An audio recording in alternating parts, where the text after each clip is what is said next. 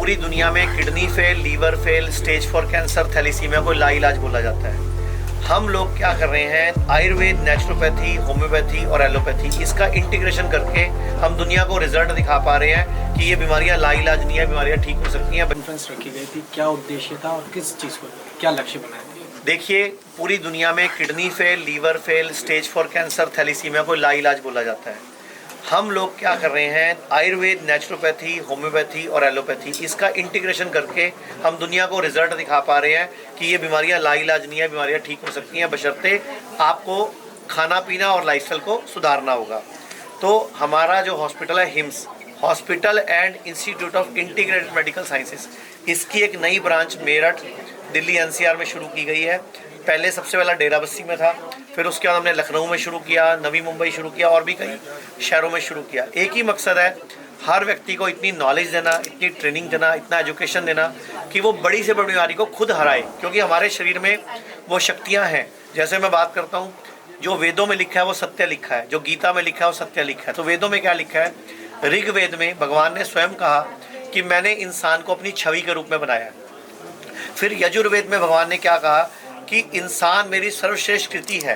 फिर गीता में भगवान ने कहा कि पूरी दुनिया के समस्त जो प्राणी हैं वो मेरे पुत्र पुत्री जैसे हैं। तो अगर हम भगवान के पुत्र पुत्री हैं, भगवान की छवि हैं, भगवान की सर्वश्रेष्ठ कृति हैं, तो बीमार क्यों, लाचार क्यों, बेबस क्यों? मतलब एजुकेशन की कमी, ट्रेनिंग की कमी, नॉलेज की कमी। तो हम वो नॉलेज जो वेदों में थी, ग्रंथों में थी, आयुर्वेद में के द्वारा दुनिया को बता रहे हैं, समझा रहे हैं।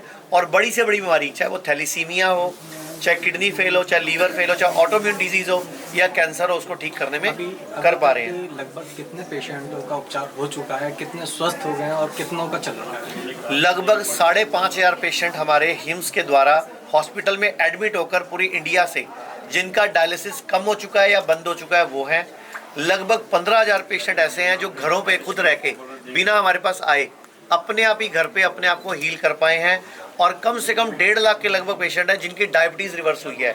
और लगभग 3,000 ऐसे शुगर के पेशेंट हैं जिनकी टाइप 1 डायबिटीज़, जिसमें इंसुलिन डिपेंडेंट डायबिटीज़ बोलते हैं जिसको, वो उनकी रिवर्स हुई है। एक छोटा सा सवाल ये है कि 60 प्लस होने के बाद, एक वृद्ध आने के बाद एक जो आ जाती है, उसमें किस तरह से उपचार करने आदमी को ज़रूरी है? क्योंकि आम आदमी जो होता है वो डायरेक्ट डॉक्टर या एलोपैथिक या होम्योपैथिक पे नहीं जा पाता, तो उसके लिए शॉर्ट में क्या है?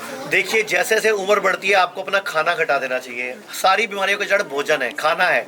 आप जैसे उम्र बढ़ती है, काम करते नहीं हो, बिस्तर बैठे रहते हो, आपकी एक्सरसाइज कम हो जाती है, लेकिन खा वही मटर पनीर रहे हो, वही छोले, वही चावल, वही रोटी, वही सब खा रहे हो। तो जैसे जैसे उम्र बढ़े और आपकी शरीर की कार्य क्षमता घटे, अपना भोजन कंट्रोल कर दो। अगर मैं एक लाइन में बोलूँ सारी दुनिया के वृद्धों के लिए क्या करना है, अपने खाने के ब्रैकेट को 8 घंटा कर दो। यानी कि सिर्फ 8 घंटे के दौरान खाना जो भी खाना है, 16 घंटे की फास्टिंग होनी चाहिए। बुढ़ापे में आपको किसी भी डॉक्टर की शक्ल नहीं देखनी पड़ेगी। आपने रोटी और अनाज की बात बंद करने की बात कही है, लेकिन पूरी दुनिया इस पे टिकी पड़ी है, तो वहाँ तक जाने के लिए क्या प्रयास किए जा रहे हैं? देखिए, गेहूं और चावल ये आज की डेट में सबसे बड़ी बीमारी है। गेहूं, चावल और दूध, सफ़ेद नमक, सफ़ेद चीनी, ये 5 बड़ी बीमारियां अगर भारत से हटा दी जाएं तो भारत का जो अरबों रुपए का खर्चा है मेडिकल बिल का, ये कम हो सकता है। गेहूं में 1% फाइबर होता है, चावल में 0.2% फाइबर होता है, जबकि मिलेट्स में 9 से 12% फाइबर होता है, जो पॉजिटिव मिलेट्स की बात करते हैं। सफ़ेद नमक की जगह हमें सेंधा नमक इस्तेमाल करना चाहिए, सफ़ेद चीनी की जगह में गुड़ इस्तेमाल करना चाहिए, और दूध की जगह में नारियल का दूध या बादाम का दूध या मूंगफली का दूध इस्तेमाल करना चाहिए। उसी की दही खानी चाहिए। अगर पूरा भारत स्वस्थ रहना चाहता है तो गेहूं चावल को छोड़ दो। अब तो भारत सरकार भी 2023 को मिलेट ईयर मना रही है, इंटरनेशनल मिलेट ईयर। तो हम सबको भी इस मिलेट ईयर में अपनी आहुति डालनी चाहिए, गेहूं चावल को छोड़ देना चाहिए। और अगर एक लाइन में बोलो आप कि पूरी दुनिया को कोई संदेश दूं मैं कि कैसे स्वस्थ रहे, तो जो व्यक्ति बीमार नहीं है उसको हफ्ते में 1 उपवास रखना चाहिए, और जो व्यक्ति बीमार है उसको हफ्ते में 2 उपवास रखने चाहिए।